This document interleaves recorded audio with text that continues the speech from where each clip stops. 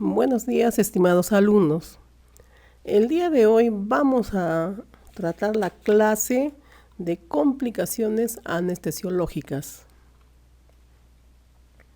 Vimos en las clases anteriores todos los pasos a seguir en la visita preanestésica, en la medicación preanestésica y la valoración del paciente. Decíamos que era importante clasificar al paciente que va a ser sometido a un acto anestésico, clasificarlo en un grupo ASA, que podía ser del 1 al 5. Conociendo el paciente, sabiendo la cirugía programada, podemos elegir una técnica anestesia. Nosotros, después de elegir la técnica anestésica, vamos a elegir el anestésico. Y es muy importante en la elección del anestésico el uso de este anestésico. En la anestesia, el anestésico va a actuar en diferentes sistemas o aparatos del organismo. Decíamos que principalmente va a actuar a través de la vía respiratoria, va a tener efectos sobre el sistema nervioso central, sobre el sistema renal, sobre el corazón y así sucesivamente en diferentes sistemas del organismo. Vamos a ver acá como una generalidad. El gasto cardíaco va a ser igual que la frecuencia cardíaca, donde vamos a considerar la inervación simpática, parasimpática, la presencia de las hormonas, la resistencia vascular, el volumen, la distensibilidad cardíaca y la volemia, que van a influir en el gasto cardíaco. Y acá es importante considerar las drogas. Nosotros estaríamos en este momento de la anestesia que vamos a administrar a un paciente, ya sea general o regional, en este nivel, el uso de drogas o fármacos. Igual, en este gasto cardíaco va a tener importancia otros factores. El ejercicio, la edad, la temperatura, la altura, la postura, el metabolismo, etc.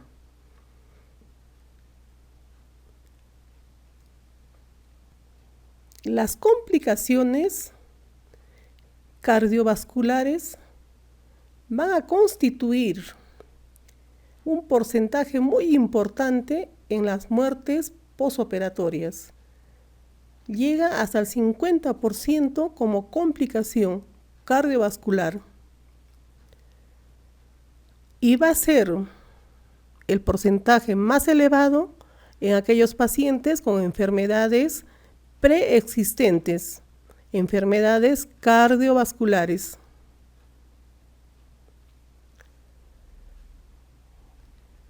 La tasa de mortalidad posoperatoria se puede considerar o evaluar hasta 30 días del posoperatorio y representa una tasa de 3.1%. Las complicaciones cardíacas que se consideran después de un acto anestésico o durante un acto anestésico: infarto de miocardio, puede ser un paro cardiorrespiratorio,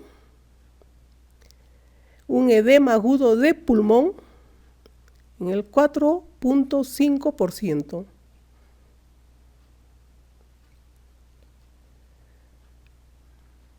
Tenemos que tener en cuenta los estándares de los cuidados posoperatorios.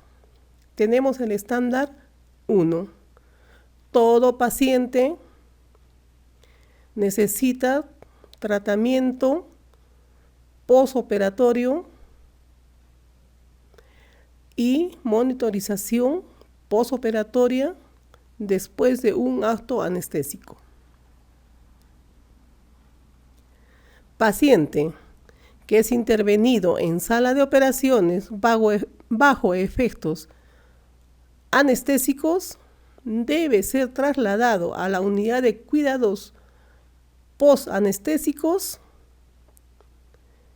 por el anestesiólogo y o miembros del equipo de anestesia.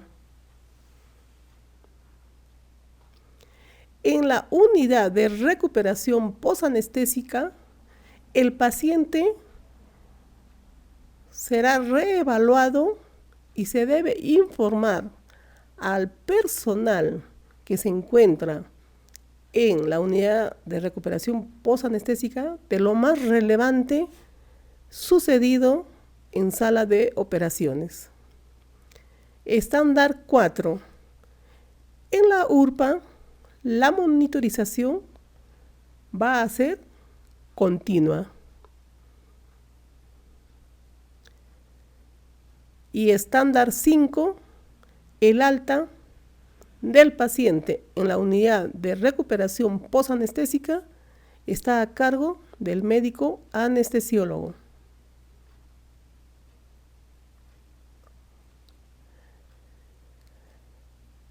Vamos a empezar con las complicaciones respiratorias. Tenemos la obstrucción de la vía respiratoria. El paciente fue sometido a un acto anestésico, sometido a una ventilación mecánica, sometido a un anestésico general, coadyuvado con un relajante neuromuscular. Una vez terminada la cirugía, se procederá a la extubación del paciente y el paciente irá recuperando la conciencia e igualmente la contracción muscular. En algunos casos se puede observar la depresión de los músculos faríngeos. ¿Cuáles son las causas de esta depresión de los músculos faríngeos? Va a ser principalmente el bloqueo neuromuscular residual. Puede haber una acidosis respiratoria, hipotermia. En estos casos, al haber depresión de los músculos faringeos, el paciente no va a poder respirar y va a tener dificultad en expirar el aire.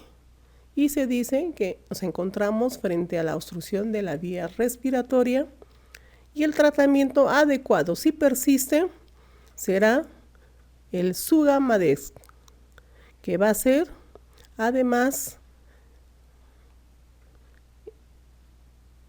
en forma simultánea con un soporte respiratorio, y si el paciente se encuentra con acidosis respiratoria, corregir la acidosis.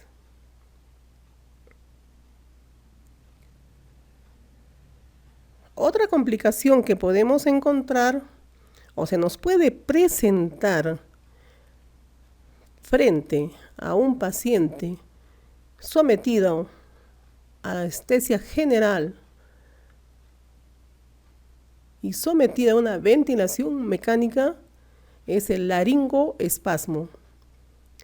Es un espasmo brusco de las cuerdas vocales.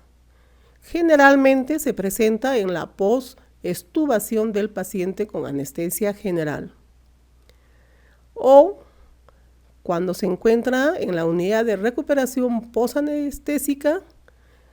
Puede ser un despertar brusco y se puede presentar igualmente el laringoespasmo. La presión positiva con un ambú, principalmente conectado a una fuente de oxígeno a una presión de 40 centímetros de agua. Se usa también si es que persiste a pesar de esta presión positiva de oxígeno. Se usa el suxametonio a 0.1 a 1 miligramo por kilo en forma intravenosa. Puede existir edema o hematoma a nivel cervical. Las causas pueden ser cirugías prolongadas, pacientes que han estado sometidos en forma prolongada en la posición prono, tren de Lembu, o en cirugías de lengua o de cuello. El tratamiento es esperar que el paciente respire espontáneamente con una fuerza inspiratoria buena, una buena elevación del tórax. Asimismo, conserve una buena saturación de oxígeno para poder realizar la extubación. Si tenemos un hematoma, evacuar el hematoma y de repente podemos intubar nuevamente al paciente si persiste esta dificultad respiratoria. En algunos casos se puede recurrir a la traqueotomía.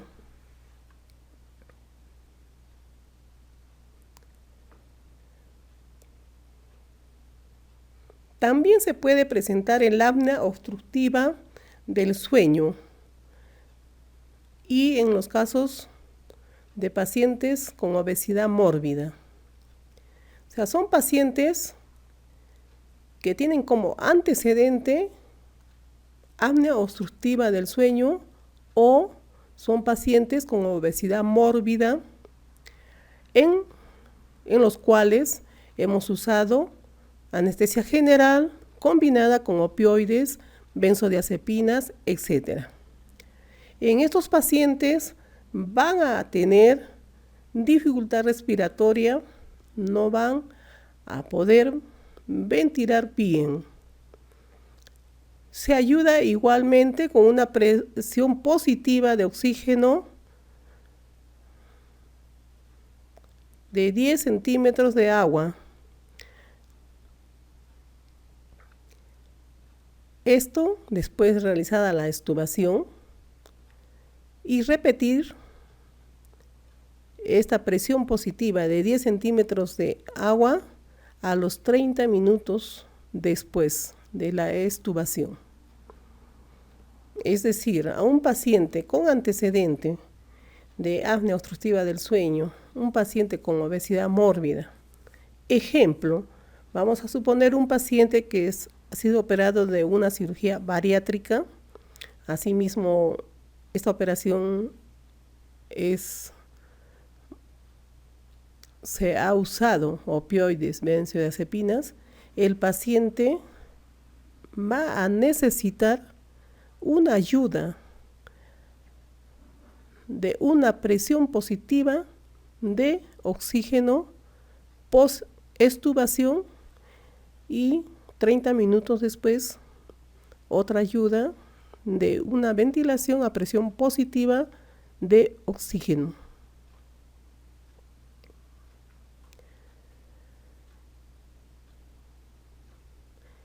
Las complicaciones respiratorias van a conducirnos a una hipoxemia arterial transitoria.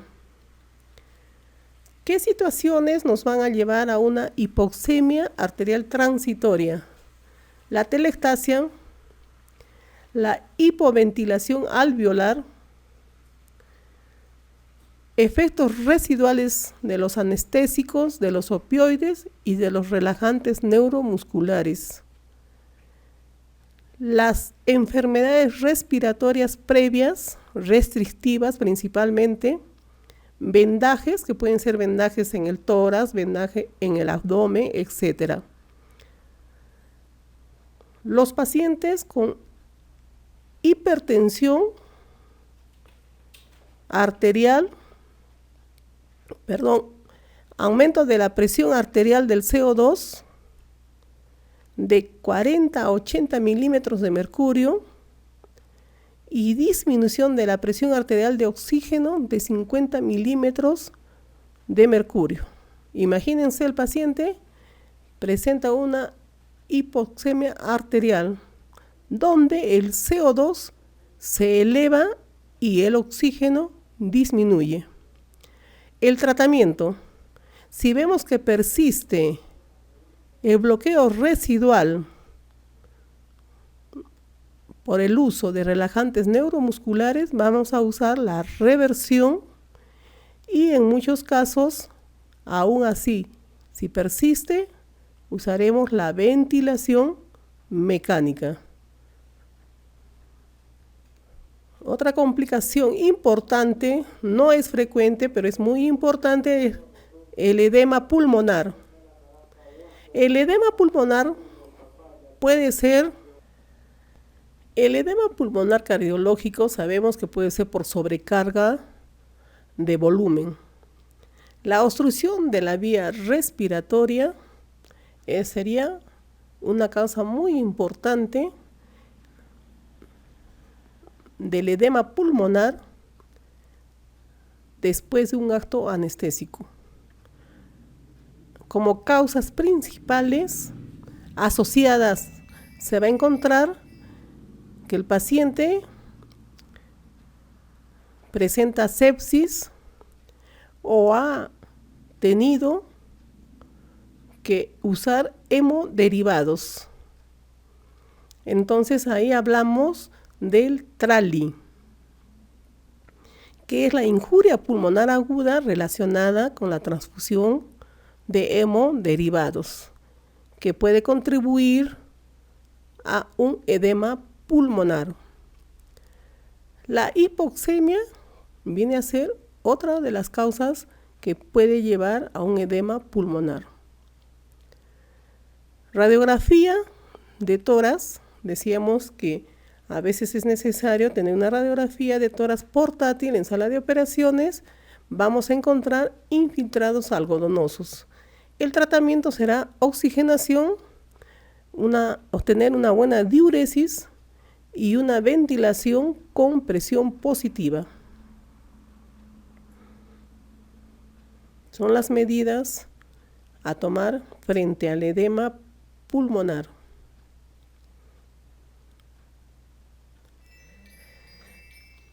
Las complicaciones anestésicas cardiovasculares, hemos visto que todos los anestésicos, la mayoría, en este caso vamos a recordar que tenemos como excepción la ketamina, van a producir depresión cardíaca, vasodilatación o ambas. Las complicaciones cardiovasculares, vamos a ver que va a haber en los pacientes con antecedentes de actividad simpática crónica, enfermedades donde esta actividad simpática está aumentada en forma crónica, va a haber mayor descompensación. Y la descompensación en este momento del uso de los anestésicos va a ser en una forma aguda.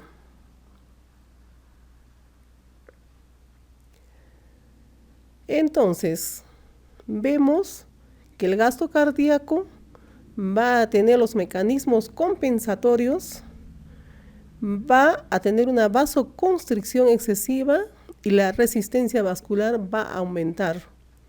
Entonces, en este momento es importante detectar cualquier alteración en el sistema hemodinámico para evitar las complicaciones cardiovasculares.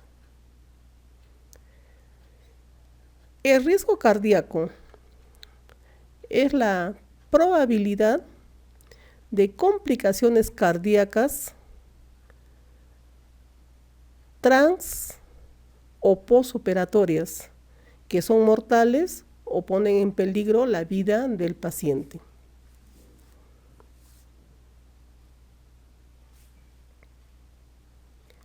es muy importante considerar los factores de riesgo cardíaco en el acto anestésico. Decíamos que la monitorización debe ser por un experto en forma continua, permanente, durante el acto anestésico.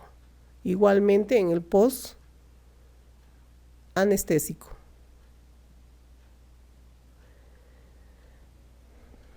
Sabemos que es importante dialogar con el paciente, hacer una buena valoración del estado físico, clasificar al paciente en un ASA que evalúe el estado físico o riesgo anestesiológico.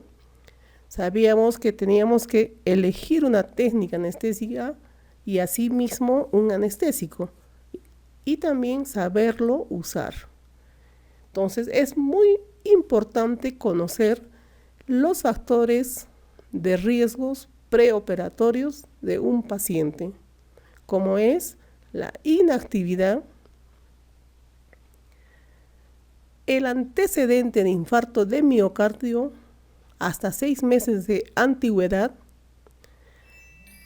paciente portador de diabetes mellitus, todo paciente mayor de 70 años, paciente con antecedentes de hipertensión, tienen mayor riesgo de hacer complicaciones cardiovasculares, pacientes con antecedentes de insuficiencia cardíaca congestiva activa, pacientes con ritmo de galope, edema pulmonar o pacientes que tienen ingurgitación yugular. Entonces, en una buena valoración de un paciente prequirúrgico, vamos a ver y considerar los factores preoperatorios de riesgo. Considerar una radiografía de tórax, valoración del nitrógeno urémico, la creatinina, en estos casos que están o se encuentran elevados, la presión parcial del CO2, vemos acá elevada también, la presión parcial de CO2 está elevada, la presión parcial de oxígeno disminuida, disfunción hepática aguda o crónica, un electrocardiograma bien hecho y bien leído o bien interpretado, un ritmo cardíaco no sinusal y o la presencia de isquemia.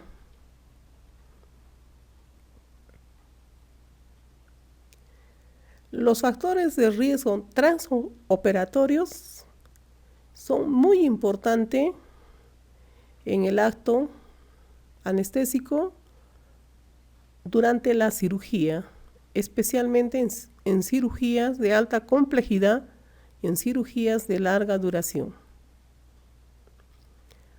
Vamos a tener acá los factores de riesgo transoperatorios, decíamos, los tipos de cirugía que están considerados como riesgo elevado, son la cirugía mayor, por ejemplo, un procedimiento aórtico. Cirugía mayor también podemos considerar un clipaje de aneurisma cerebral, por ejemplo.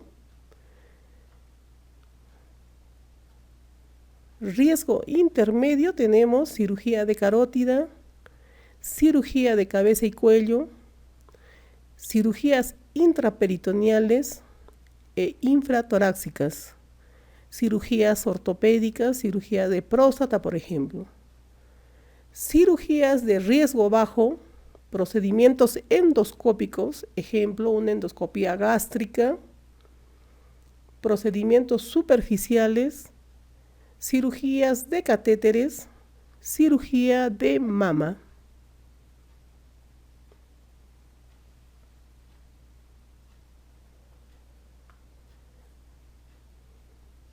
Como complicaciones cardiovasculares vamos a encontrar la hipotensión. Los fármacos usados en anestesia, la mayoría, en gran porcentaje, van a producir hipotensión. Decíamos que el único anestésico que se considera como excepción en la regla, que no produce hipotensión, es la ketamina. Otras causas de hipotensión: la hipoxia, reflejos, la propia cirugía, la hemorragia, la insuficiencia adrenocortical. Los cambios de posición en un paciente que es sometido a un acto anestésico, igualmente a un acto quirúrgico, el cambio de posición es muy importante. Cualquier cambio de posición de un paciente en forma brusca puede llevar a una hipotensión, a veces severa. Pacientes con cardiopatías. En pacientes con transfusión de sangre incompatible, hipersensibilidad o embolia, son causas de complicaciones cardiovasculares como es la hipotensión.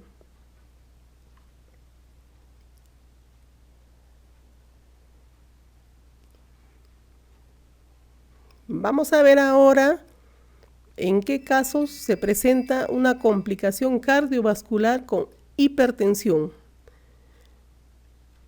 Cuando el paciente tiene dolor, hipoxia, hipercapnia, retención del CO2, hipervolemia, también con la presencia de reflejos, aumento de la presión endocraniana, algunos fármacos y el antecedente de pacientes con feocromocitoma. En todos ellos se puede presentar hipertensión. Pasamos ahora a ver arritmias. Las arritmias cardíacas se pueden presentar también por el uso de fármacos en el momento de la intubación, dependiendo mucho del ASA del paciente. Decíamos que el ASA valora el estado físico del paciente, la anoxia, duración de la cirugía, igualmente está relacionada con el ASA del paciente. La incidencia de arritmias es del 30 a 50%. Siempre vamos a tener en cuenta los antecedentes, los factores de riesgo de los pacientes y el estado físico del paciente, seguido de la duración de la cirugía y de la complejidad de la cirugía.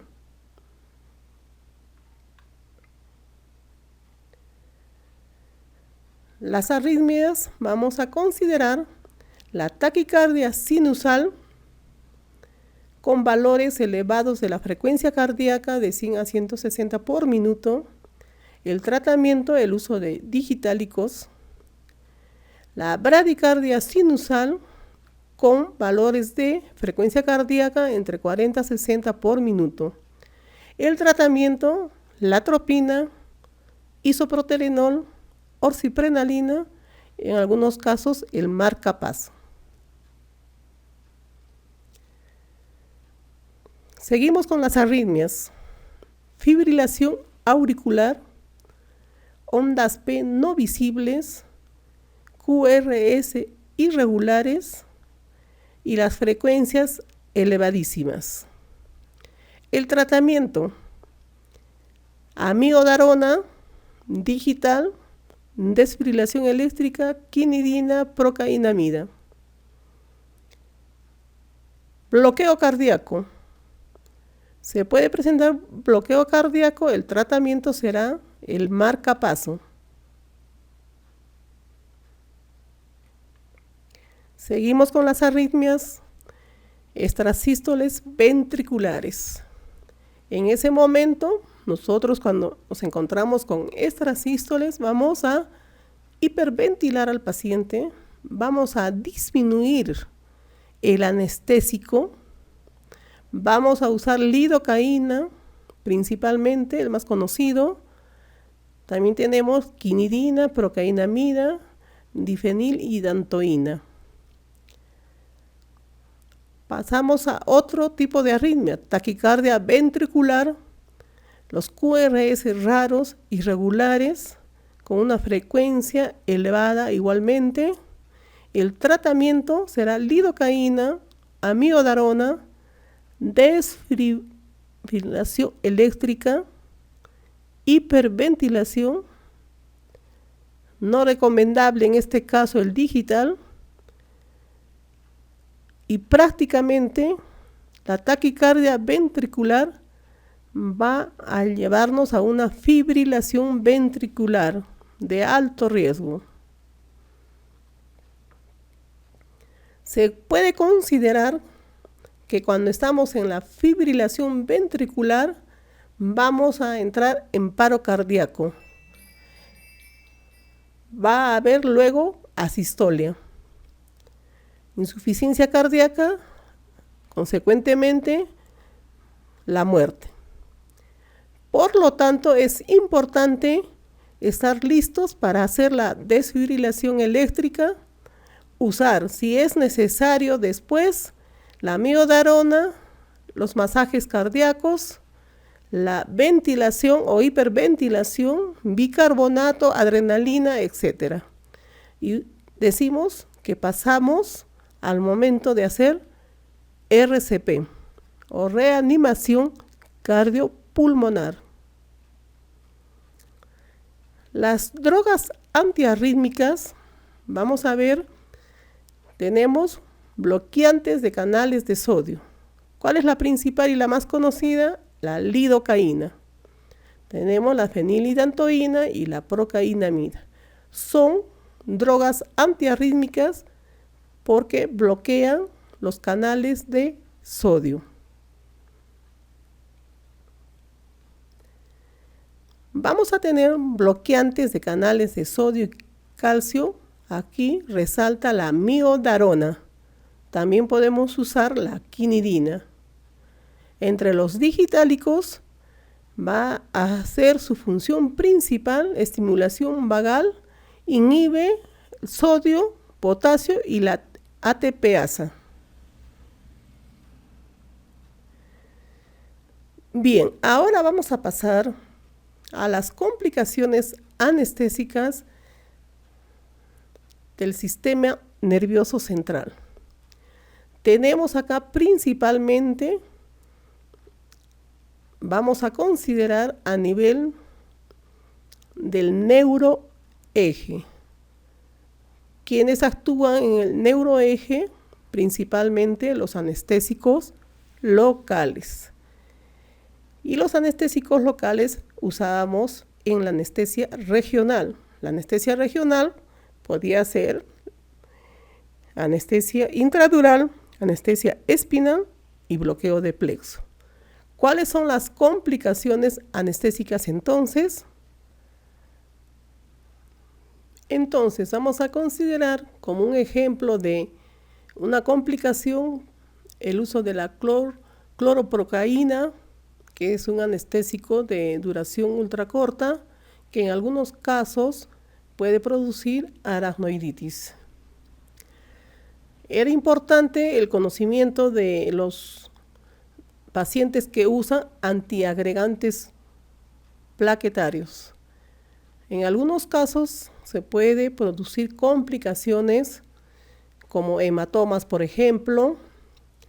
Es necesario conocer el tiempo de tromboplastina, igual el INR, que el valor normal es de 1. Estos pacientes que usan antiagregantes plaquetarios, es mejor suspender la medicación 10 a 12 horas hasta 24 horas antes de la intervención quirúrgica y nuevamente iniciar el tratamiento anticoagulante 12 horas después de la cirugía. complicación del sistema nervioso central es la inyección de dosis de anestésico epidural en el espacio subaracnoideo. Decíamos que la cantidad y la concentración y la dosis que nosotros tenemos para inyectar en el espacio epidural es mayor volumen, mayor dosis, y puede haber una complicación de colocarla en el espacio subaracnoideo y producir los efectos consecuentes, debido a que en el espacio subaracnoideo las dosis son pequeñas y el volumen del anestésico igualmente es pequeño.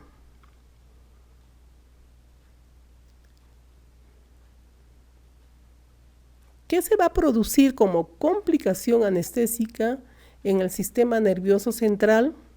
Se va a producir que el anestésico va a ir a dermatomas más altas, se va a producir midriasis, sedación, amnesia.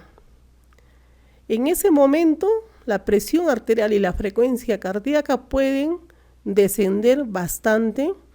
Al paciente vamos a colocarlo en posición de cúbito dorsal, un poco en Trendelenburg. Vamos a usar para la frecuencia cardíaca la atropina y para mejorar la presión arterial la efedrina o catecolaminas.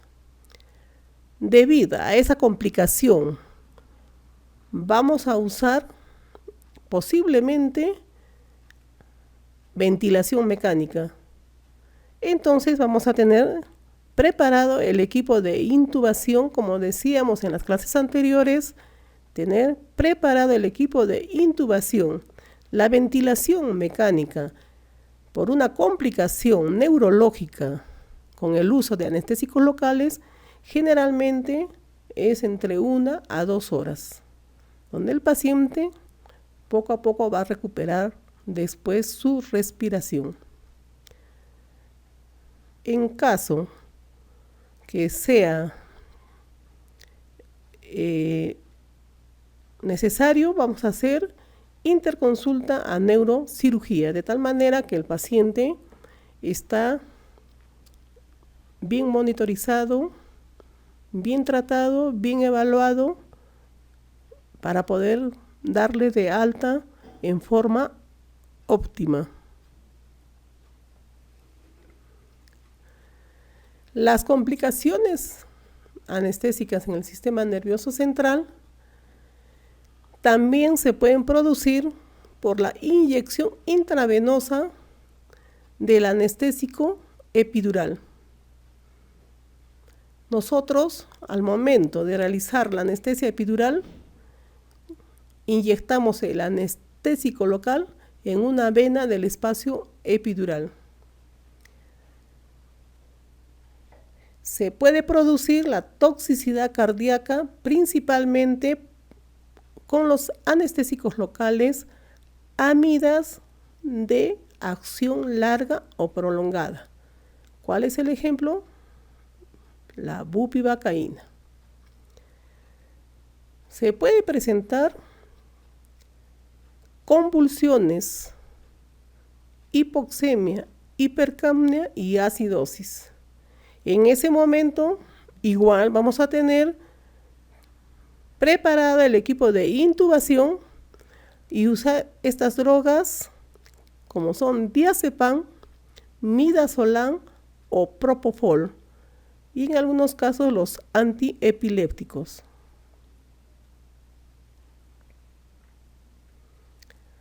Las complicaciones neurológicas también se pueden presentar en punción de la dura madre. Cuando nosotros punzamos la dura madre con la aguja de Towi, que es una aguja especial para la anestesia epidural solamente, se va a producir una cefalea en un 70%. Esta cefalea se trata de la siguiente manera: soluciones de suero salino, analgésicos, sedación, dejar, si tiene catéter, dejar por 10 a 20 horas y realizar el parche hemático, que es un exitoso en un 75%.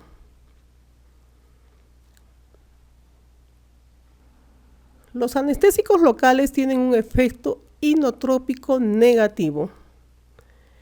Entre los anestésicos locales conocidos de acción larga tenemos a la bupivacaína, que tiene efectos cardiovasculares inotrópicos negativos mayores que otros. En los pacientes, sobre todo en aquellos pacientes que son hipertensos, al inicio puede presentarse una hipertensión y taquicardia, al inicio de una anestesia regional donde hemos inyectado un anestésico local. Luego habrá bradicardia, bloqueo cardíaco, hipotensión, puede haber taquicardia ventricular, fibrilación ventricular o puede haber paro. Esto es por efecto de los anestésicos locales en forma tóxica. Acá vamos a hacer una pequeña comparación, una relación de la toxicidad. Tenemos la toxicidad cardiovascular, donde resalta la bupivacaína en una relación de 15, la lidocaína en una relación de 1. En cuanto a la toxicidad neurológica, es decir, la presencia de convulsiones, resalta la lidocaína 7 veces más, la ropivacaína 4.5 y la bupivacaína 3.5. Podemos decir que la toxicidad cardiovascular resalta la bupivacaína y la toxicidad neurológica resalta la lidocaína. Esta toxicidad neurológica se va a manifestar en el paciente con mareo, desorientación, puede haber contracciones musculares, temblores, convulsiones y paro respiratorio. Esta toxicidad, además de lo explicado anteriormente, va a depender de la potencia y dosis, la velocidad de inyección, del estado ácido básico, es decir, presencia de acidosis y estados de retención aumentada del CO2 o estados de hipercapnia.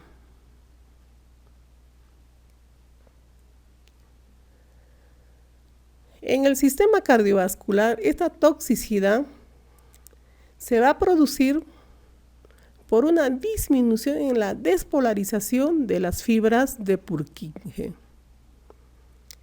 Va a haber depresión del nodo sinusal que va a llevar a una bradicardia o a un paro sinusal. Estamos hablando de toxicidad producida por los anestésicos locales en el sistema cardiovascular. La actividad inotrópica negativa principalmente es por la alteración del transporte del calcio. Otra vez ponemos aquí a la bupivacaína, que es un anestésico local, amida de acción prolongada.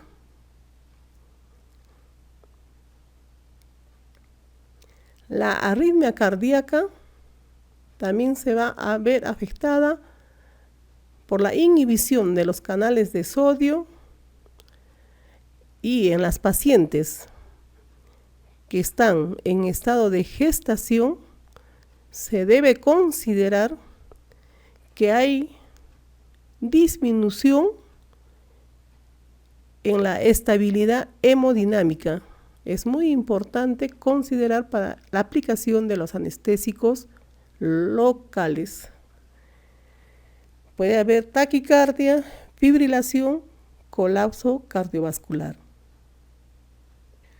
Este es un cuadro para ver la comparación de los anestésicos locales que van a producir una actividad convulsivante y un colapso cardiovascular, donde vemos que dosis altas de lidocaína pueden producir un colapso cardiovascular, no así como la necesidad de lidocaína para un colapso neurológico. Entonces hemos visto que esta toxicidad que se presenta, sobre todo con los anestésicos locales, vamos a ver en los estados de acidosis, de hipoxia, hipercapnia, este efecto cronotrópico negativo del corazón va a ser mayor.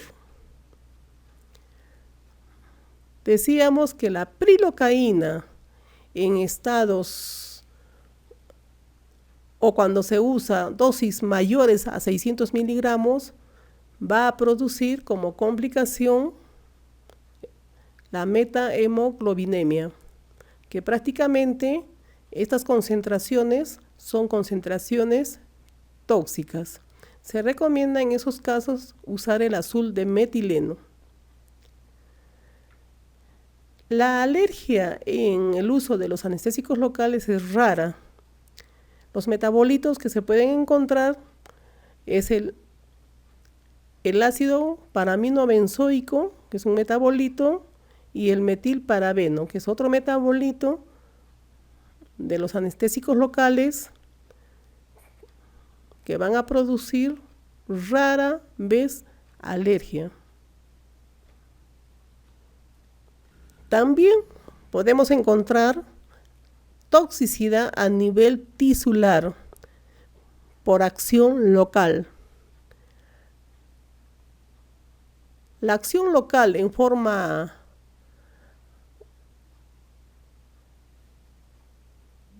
se produce por el uso intramuscular. Va a producir un daño tisular local que va a ser reversible. Y estas soluciones viscosas usadas pueden producir un daño tisular en forma irreversible. Otras complicaciones que podemos encontrar con el uso de los anestésicos locales, siguiendo el procedimiento de los anestésicos, va a ser fracaso de la anestesia, náuseas, vómitos, en algunos casos aspiración y cefalea. Eso es todo. Muchas gracias.